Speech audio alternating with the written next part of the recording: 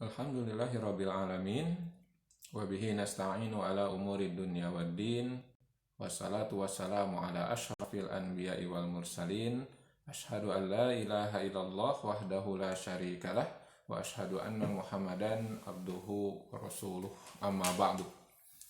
Alhamdulillah kita bisa bertemu kembali dalam perkuliahan pendidikan atau pengajaran atau pembelajaran bahasa Arab di Madrasah Ibtidaiyah. Insyaallah pada pertemuan kali ini kita akan membahas tentang pembelajaran maharah kalam atau pembelajaran keterampilan berbahasa Arab di Madrasah Ibtidaiyah, walaupun tentu nanti dalam materinya tidak hanya bisa dipraktekkan di Madrasah Ibtidaiyah, tapi ini secara umum bagaimana pembelajaran keterampilan berbicara yang bisa dilaksanakan baik di tingkat ibtidaiyah, sanawiyah, aliyah atau dimanapun. Insya Allah di antara tujuan dari pembelajaran kali ini adalah mahasiswa diharapkan mampu melaksanakan pembelajaran keterampilan berbicara atau maharah kalam dengan baik dan benar dan sesuai prosedur yang sudah ditemukan oleh para ahli pembelajaran bahasa Arab li ghairi natiki nabiha, untuk yang bukan penutur asli. Baik, kita langsung saja, kita akan membahas tentang pembelajaran maharah kalam. Apa itu maharah kalam? Apa itu keterampilan berbicara? Maharah kalam atau keterampilan berbicara merupakan kemampuan mengungkapkan bunyi-bunyi, artikulasi, atau kata-kata untuk mengekspresikan pikiran berupa ide, pendapat, keinginan, atau perasaan kepada lawan bicara. Jadi intinya ada di situ ya. Maharah kalam adalah kemampuan mengungkapkan bunyi-bunyi artikulasi atau kata-kata berbahasa Arab, mungkin tentu di sini. Untuk apa? Untuk mengekspresikan pikiran, baik itu ide, pendapat, keinginan, perasaan, dan lain-lain kepada lawan bicara. Jadi kemampuan berbicara atau maharah kalam ini dilihat dari definisi ini tentu bukan hanya kemampuan mengatakan lafaz bahasa Arab. Inti dari kemampuan berbicara adalah kemampuan untuk mengungkapkan isi hati atau isi pikiran dengan bahasa Arab. Artinya bukan sesuatu yang dihafal, bukan sesuatu yang dilatih, tetapi sesuatu yang muncul dari hati, dari pikiran, kemudian disampaikan melalui ungkapan pembicaraan atau kalam. Walaupun tentu pada proses awalnya, pada proses belajarnya, setiap orang yang bukan penutur asli tentu akan berlatih dengan cara mengatakan hal-hal yang sifatnya template gitu ya, hal-hal yang berbicara ini sesuatu yang sering digunakan oleh penutur aslinya. Jadi kita melatih dengan cara bisa saja membaca atau menghafal, bisa jadi itu, tapi pada proses latihannya, pada proses belajarnya, nanti target yang diharapkan ya setiap orang yang belajar bahasa Arab ini, yang mempelajari maharah kalam ini bisa mengungkapkan isi hati dalam situasi apapun, bukan yang mengungkapkan apa yang sudah ada gitu ya, sudah ada dan bukan dari hati atau isi pikiran kita sendiri. Jadi intinya kemampuan berbicara adalah kemampuan menyampaikan isi pikiran, isi hati dengan bahasa Arab kepada lawan bicara, tapi tentu dengan bunyi-bunyi artikulasi dan kata-kata yang tepat. Kenapa ini diperlukan? Karena berbicara merupakan suatu sistem tanda-tanda yang dapat didengar dan dilihat, yang memanfaatkan sejumlah otot dan jaringan otot tubuh manusia untuk menyampaikan pikiran dalam rangka memenuhi kebutuhannya. Jadi karena kebutuhan manusia adalah berkomunikasi, dan komunikasi yang utama ini dalam bahasa apapun, dalam budaya apapun menggunakan kemampuan berbicara, dan kemampuan berbicara ini tentu menggerakkan sejumlah otot dan jaringan tubuh kita dari mulai jaringan otak sampai ke jaringan pita suara, lidah, dan lain-lain, sehingga tersampaikanlah keinginan kita atau kebutuhan kita kepada orang lain. Nah, ini definisi dari maharoh kalam, dari kemampuan berbicara. Lalu selanjutnya, keterampilan berbicara adalah keterampilan yang sangat penting. Sebab dalam pembelajaran bahasa asing, termasuk bahasa Arab, berbicara merupakan aplikasi utama. Jadi kenapa kita belajar bahasa asing, kenapa kita belajar bahasa Arab? Tujuan utamanya tentu agar kita mampu berkomunikasi dengan bahasa tersebut. Walaupun seperti sudah disampaikan sebelumnya, ada tujuan pembelajaran itu yang umum, kita ingin berkomunikasi. Ada juga tujuan belajar bahasa itu ya khusus.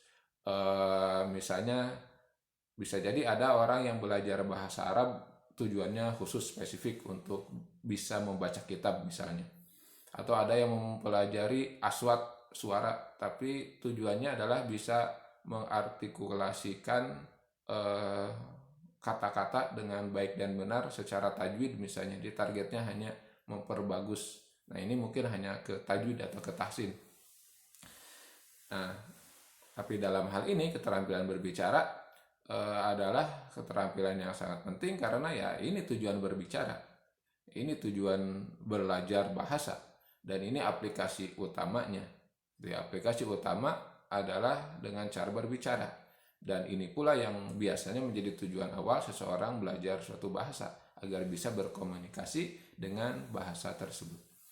Nah, untuk memperoleh hasil yang maksimal dalam maharoh kalam, maka dibutuhkan kemampuan guru yang mumpuni. Kenapa? Karena bahasa asing, bahasa Arab itu bahasa yang bisa dikatakan memiliki kekhasan.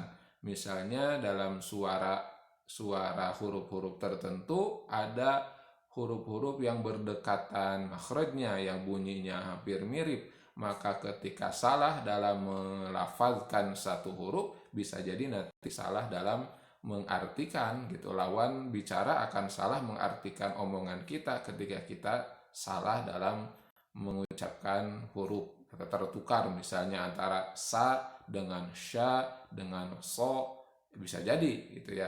Maka dibutuhkan guru yang mumpuni, guru yang mampu memberikan contoh suara dari kata-kata itu dengan tepat begitu ya.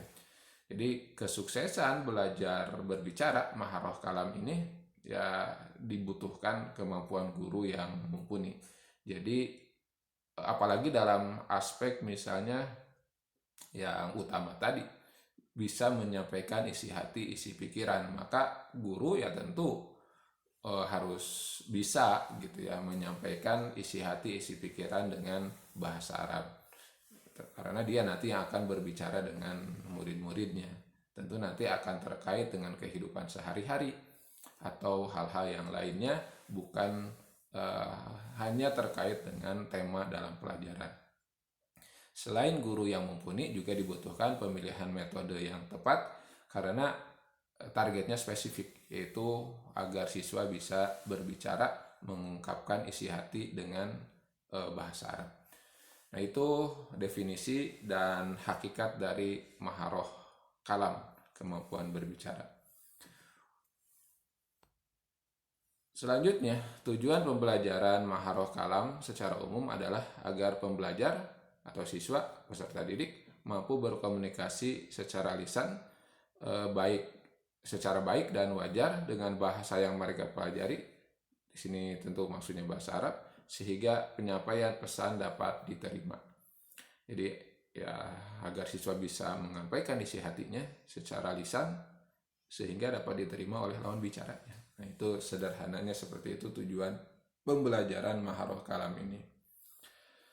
Lalu ada hal-hal yang harus diperhatikan dalam pembelajaran maharoh kalam ini. Yang pertama tentu targetnya adalah pembelajar dilatih untuk dapat berbicara.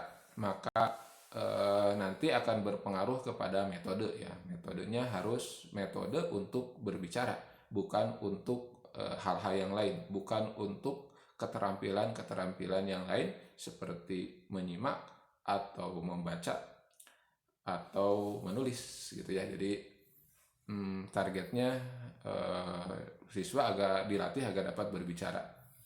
Nah, makanya di sekolah tertentu maharoh kalam ini jadi pelajaran khusus gitu ya.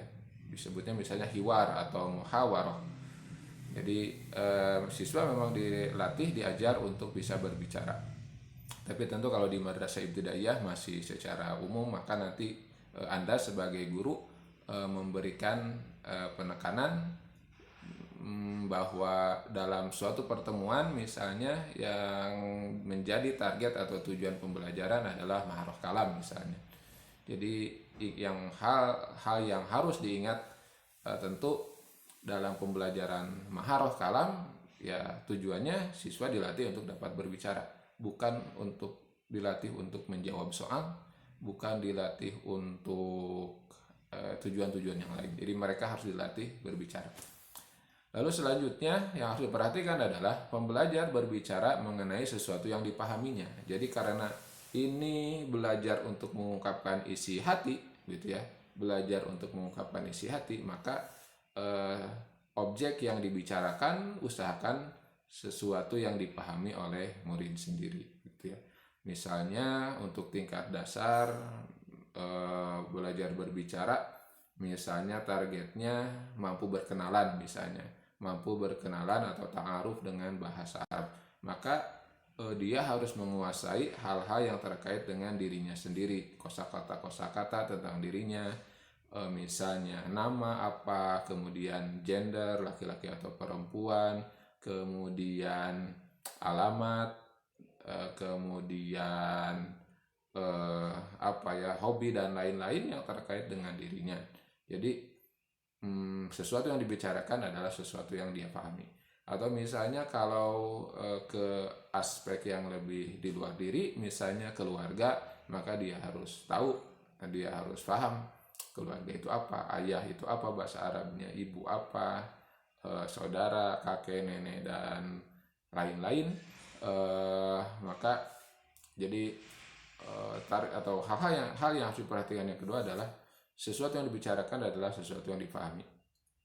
Lalu yang ketiga, pembelajar dilatih untuk selalu menyadari apa yang dibicarakannya. Jadi karena intinya di sini adalah menyampaikan isi hati, ya berarti dia harus menyadari yang dibicarakan itu apa gitu. Lalu selanjutnya yang keempat, yang harus diperhatikan dalam maharoh kalam adalah guru tidak memotong pembicaraan pembelajar. Jadi jangan sampai ketika di tengah pembelajaran, ketika siswa sedang belajar menyampaikan isi hati, isi pikiran, guru memotong. Biarkan mereka berbicara semau mereka, tentu dengan bimbingan, tetapi tidak memotong begitu. Tidak memotong. Kalaupun ada, bukan menyela mungkin ya, kalaupun ada di tengah pembicaraan misalnya murid atau siswa lupa atau tidak tahu bahasa Arabnya, baru misalnya dikasih tahu, misalnya bisa seperti itu. Tapi intinya adalah guru tidak memotong pembicaraan pembelajar karena mereka ya sedang berlatih untuk menyampaikan isi hati dan pikirannya. Lalu selanjutnya, guru tidak menuntut pembelajar mampu berbicara seperti penutur asli. Ya tentu ini karena pada tahap belajar maka tidak harus menjadi expert, bahkan menargetkan sama persis dengan native speakernya gitu ya, dengan penutur aslinya. Karena dalam proses belajar tentu ya di sini ada kemampuan yang akan berbeda dengan native speaker. Maka masih belajar ya maklumi gitu ya, maklumi, dan tidak harus dituntut untuk sama persis. Yang penting mereka berani menyampaikan, pede dalam berbicara dengan bahasa Arab, mengungkapkan isi hatinya. Dan yang terakhir, topik atau objek pembicaraan adalah sesuatu yang bermakna bagi pembelajar. Jadi sesuatu yang bernilai ya, sesuatu yang ada maknanya buat mereka, bukan sesuatu yang terlalu jauh di luar dirinya. Nah, inilah hal-hal yang harus diperhatikan ketika kita mengajarkan maharoh kalam kepada siswa. Selanjutnya adalah teknik pembelajaran. Kita langsung ke teknik ya. Teknik-teknik ini ada 3 tingkatan, baik itu tingkat dasar atau ibtida gitu ya, mubtadi, lalu ada mutawasit ya level teknik untuk mengajarkan, membelajarkan untuk siswa-siswa yang di tingkat menengah dan ada yang tingkat lanjut. Yang pertama untuk tingkat pemula. Teknik untuk tingkat pemula ini, apalagi di madrasah ibtidaiyah, teknik yang pertama bisa menggunakan teknik ulang ucap. Ya, jadi siswa disuruh mengucap. Nah, ini targetnya lebih kepada kepada kemampuan siswa berbicara, mengucapkan lafaz-lafaz, kata-kata sehingga lancar gitu ya. Jadi sehingga mereka lidahnya terbiasa gitu ya. Jadi ulang dan ucap atau isma waradid, listen and repeat ya bahasa Inggrisnya. Jadi ucap ulang ya, ulang ucap gitu sehingga mereka lidahnya terbiasa, baru nanti di tahap selanjutnya ada menyampaikan isi hati ya. Untuk awal ya mengulang dan mengucap dialog yang sudah ada misalnya, karena minimal mereka jadi tahu, oh kalau mengungkapkan isi hati keinginan ini maka caranya begini gitu ya. Kalau mau makan mintanya begini, kalau mau izin ke WC ungkapannya begini. Nanti di level selanjutnya baru bisa jadi hal itu kan sudah ada menempel di kepalanya sehingga mereka bisa menyampaikan isi hati dan pikirannya itu. Lalu selanjutnya teknik yang kedua adalah lihat dan ucapkan, unzur wa uzgur. Undur wadkur, see and say. Jadi lihat sesuatu lalu ucapkan bahasa Arabnya gitu ya.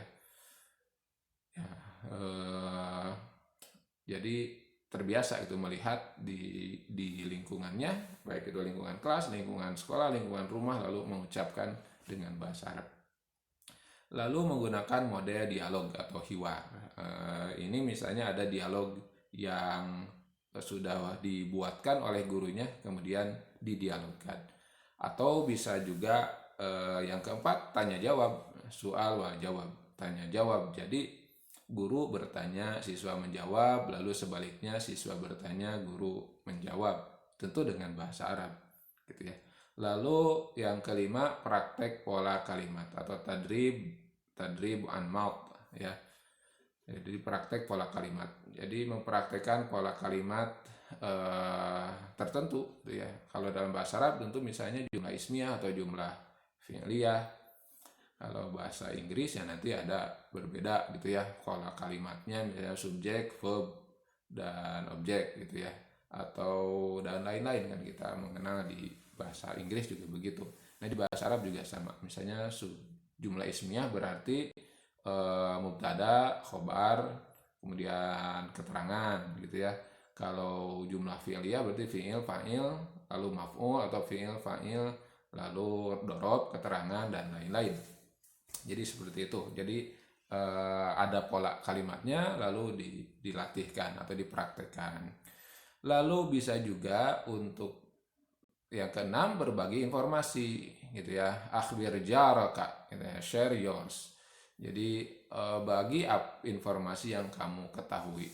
Nah, ini belajar menyampaikan sesuatu yang ada di dalam pikiran, informasi yang bisa jadi orang lain belum tahu. Misalnya kita menyampaikan bahwa orang tua sakit, misalnya bahwa tadi ada peristiwa tertentu gitu ya, yang berbagi informasi. Lalu yang ketujuh untuk tingkat pemula bisa menggunakan teknik melengkapi kalimat atau ikmal al-jumlah, completion. Jadi kalimat atau ada suatu jumlah, suatu lafaz kemudian dikosongkan kata-katanya begitu ya. Misalnya Ustadz pergi ke titik-titik. Nah, misalnya Ustadz yazhab ila, siswa melengkapi misalnya madrasah atau masjid, atau Ahmad yuhibbu an yakula bla bla bla itu ya, Ahmad suka makan apa gitu. Nanti siswa melengkapi kalimat sehingga menjadi kalimat yang lengkap. Lalu yang kedelapan bisa dengan teknik menjawab pertanyaan, answering the question atau al-ijabah alal as'ilah. Jadi misalnya ada pertanyaan-pertanyaan dari buku atau dari apapun, kemudian siswa disuruh untuk menjawab pertanyaan-pertanyaan tersebut. Ini beda dengan tanya jawab ya. Kalau tanya jawab mah ya seperti guru dengan murid berbicara gitu ya, saling bertanya kemudian menjawab, atau murid dengan murid begitu. Atau bisa juga dengan teknik bertanya atau taqdimul as'ilah, mengungkapkan pertanyaan, giving the question. Jadi guru memberikan pertanyaan, atau bisa siswa mengajukan pertanyaan kepada temannya gitu ya. Atau maksudnya ini kalau berbeda dengan tanya jawab ya, siswa disuruh nanya begitu ya, disuruh nanya pertanyaan apapun ya. Jadi bukan tanya jawab ya, siswa disuruh nanya, mereka membuat pertanyaan. Nah ini tingkat pemula. Kemudian untuk tingkat menengah bisa dengan teknik-teknik apa yang akan kamu lakukan. Madza ta'mal, what will you do? Madza ta'fal, apa yang kamu lakukan jika misalnya kamu menemukan begini. Apa yang akan kamu lakukan kalau begini. Jadi dengan pertanyaan apa yang akan kamu lakukan jika begini, dan mereka akan menjawab sesuai dengan kehendak mereka begitu. Kalau misalnya kamu lapar, apa yang akan kamu lakukan? Maka dia akan menyampaikan jawaban dengan bahasanya dia sendiri. Atau bisa juga dengan madza taqul, madza taqul, apa komentarmu tentang hal ini? Atau bisa menggunakan teknik pertanyaan berantai, al-as'ilah al-musalsalah, pertanyaan berantai. Lalu bisa juga reka cerita gambar atau ta'bir al-musawwar. Jadi kita tampilkan gambar-gambar, kemudian mereka menceritakan dengan bahasa mereka sendiri, tentu bahasa Arab maksudnya. Atau bisa juga menggunakan teknik takhayyal. Bayangkan jika begini apa yang akan kamu lakukan, apa yang akan kamu nyatakan, dan lain-lain. Atau teknik yang keenam, mendeskripsikan. Jadi siswa atau murid disuruh untuk mendeskripsikan, menjelaskan sesuatu, atau membuat ikhtisar, membuat ringkasan. Jadi mereka meringkas, misalnya dikasih bacaan, kemudian mereka meringkas bacaan itu dengan bahasa mereka sendiri. Tapi tentu ini di tingkat menengah ya, di tingkat menengah, bukan di tingkat madrasah ibtidaiyah, tapi ini sengaja disampaikan secara umum saja. Selanjutnya selanjutnya bisa juga dengan memberikan pertanyaan-pertanyaan yang menggali pengetahuan mereka, atau mereka melanjutkan cerita gitu ya, kita berikan cerita, kemudian endingnya mereka yang buat gitu ya. Kemudian bisa juga dengan cerita berantai, misalnya antara siswa A, B, C, beberapa siswa disuruh untuk mengembangkan cerita secara berantai begitu. Jadi pembukaannya oleh si A, misalnya, kemudian dilanjutkan oleh siswa B, dilanjutkan oleh siswa C, dan seterusnya dengan bahasa Arab yang mereka kuasai begitu.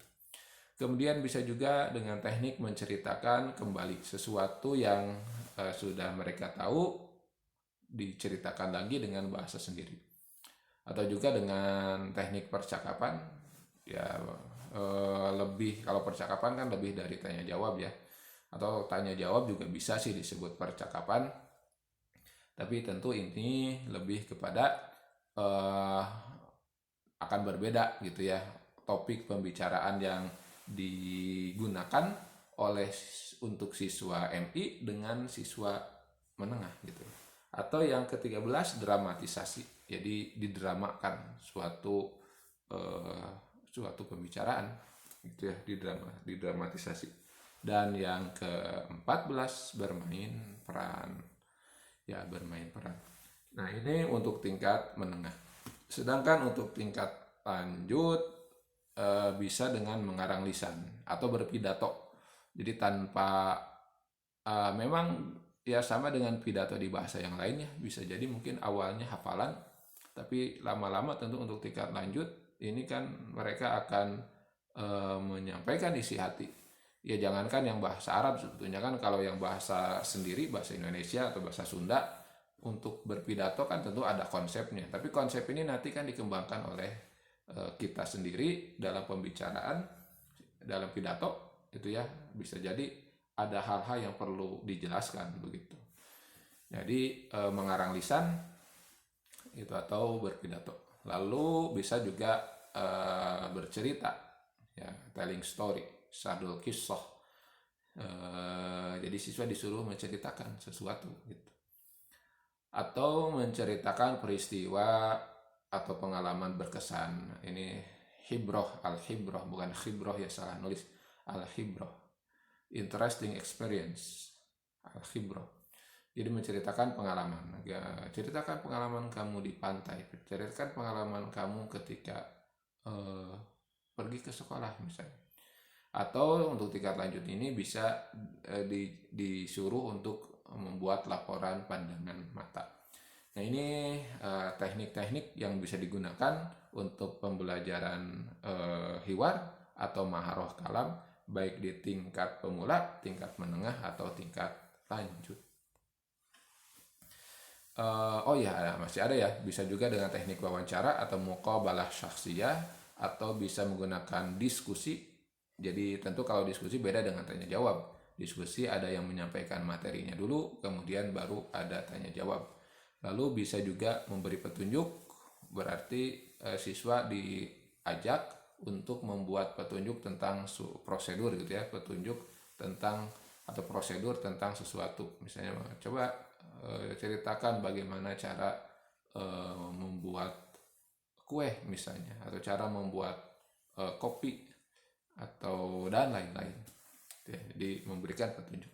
Dan yang kedelapan, yang terakhir untuk level tinggi ya debat, sebab debat itu ya langsung gitu ya, langsung membahas suatu pembicaraan. Cuma bedanya dengan diskusi, kalau debat itu sudah dibagi dua sejak awal, ada yang pro dan ada yang kontra. Nah, itu untuk teknik ya, untuk teknik itu. Selanjutnya adalah langkah-langkah pembelajaran. Jadi ada langkah-langkah yang bisa digunakan untuk pembelajaran maharoh kalam ini. Sama ada tingkat pemula, tingkat menengah, atau tingkat tinggi. Untuk tingkat pemula, guru mulai melatih bicara dengan memberi pertanyaan-pertanyaan yang dijawab oleh pembelajar. Lalu pada saat bersamaan, pembelajar diminta untuk belajar mengucapkan kata, menyusun kalimat, dan mengungkapkan isi pikirannya.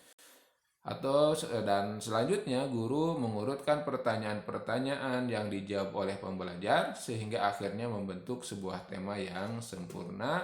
Lalu yang terakhir, langkah yang terakhir, guru menyuruh pembelajar menjawab latihan-latihan lisan ya, syafawiyah, menghafal percakapan. Jadi nggak apa-apa di level dasar ungkapan hati itu hafalan, dalam arti template yang sudah biasa digunakan oleh penutur asli, misalnya oleh orang Arab, kemudian kita gunakan dan kita hafalkan. Menghafal percakapan atau menjawab pertanyaan yang berhubungan dengan isi teks yang telah dibaca oleh pembelajar. Jadi misalnya pembelajar dikasih bacaan dulu, kemudian ada pertanyaan-pertanyaan yang nanti disampaikan oleh guru atau oleh sesama murid, kemudian mereka menjawab. Nah, ini untuk tingkat pemula. Jadi diawali dengan melatih lisan,